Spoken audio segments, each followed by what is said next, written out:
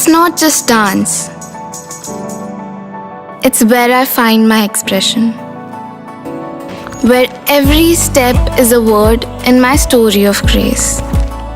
It's a heartbeat of passion and tradition. Singhania Educational Institute, cultivating knowledge. Refined oil और process जैसे unhealthy oils ने तो जैसे पूरे मार्केट पर कब्जा ही कर लिया है, मगर अब आप इसकी चिंता ना करें, क्योंकि आ गया है वंश कोल्हू का प्योर सरसों कच्ची घानी ऑयल। लकड़ी कोल्हू मेथड से तैयार, ये है नेचुरल और हेल्दी भी।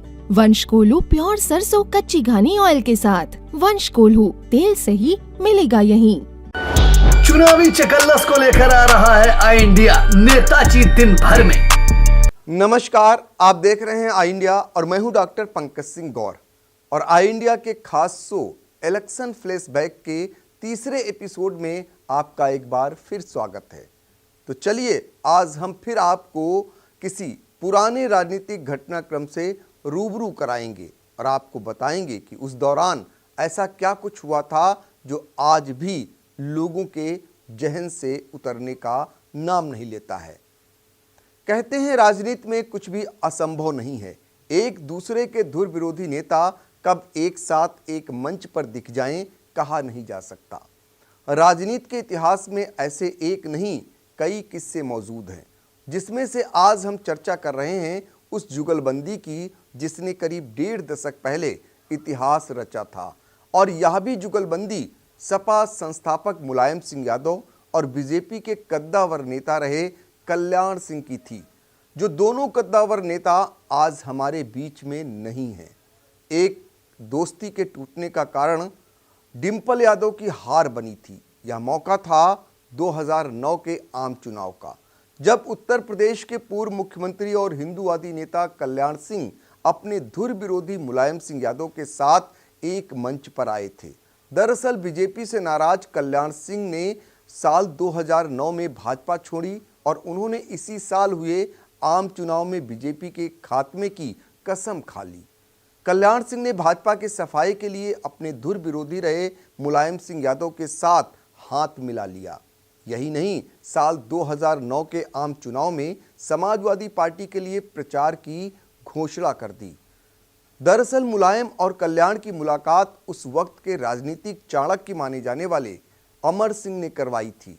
अमर सिंह के जरिए ही कल्याण सिंह और मुलायम एक मंच पर आए थे। मुलायम सिंह और कल्याण सिंह दोनों ही पिछड़ी जातियों की अगुवाई वाले नेता थे।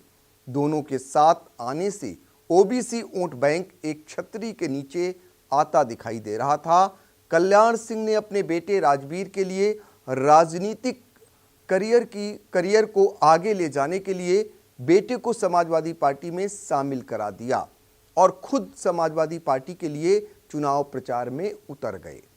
समाजवादी पार्टी ने साल 2009 के लोकसभा चुनाव में एटा लोकसभा क्षेत्र से कल्याण सिंह को समर्थन देने की घोषणा कर दी।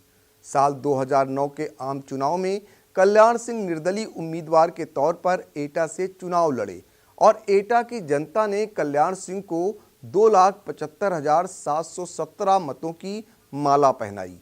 कल्याण सिंह के खिलाफ सपा के बागी और एटा से तत्कालीन सांसद देवेंद्र सिंह यादव ने बसपा के टिकट पर चुनाव लड़ा। उन्हें 14,749 मत ही प्राप्त हुए।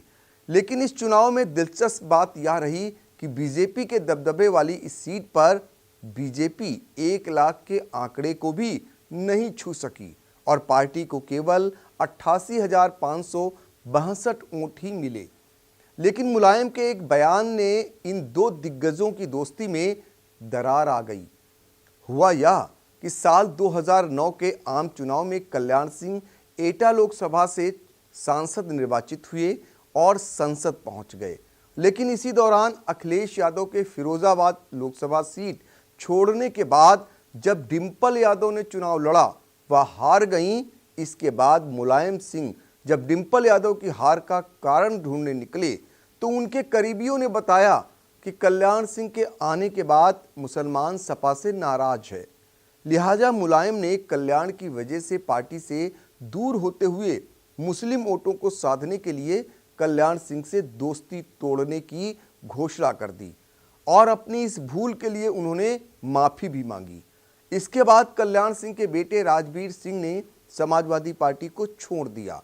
फिर कल्याण सिंह ने 2010 में अपने जन्मदिन के मौके पर जन क्रांति पार्टी के गठन की घोषणा कर दी, जिसका राष्ट्रीय अध्यक्ष उन्होंने अपने बेटे राजवीर सिंह को बनाया और खुद इस पार्टी के संरक्षक की भूमिका में रहे। हालांकि कुछ समय बाद कल्याण सिंह ने अपने पुराने घर भाजपा में फिर वापसी कर ली। इलेक्शन फ्लैशबैक के आज के इस एपिसोड में इतना ही।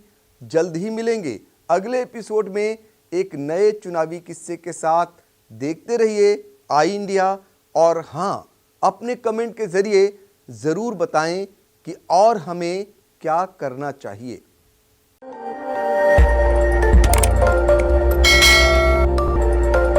खबर आपकी, नजर हमारी। देखते रहिए आई इंडिया।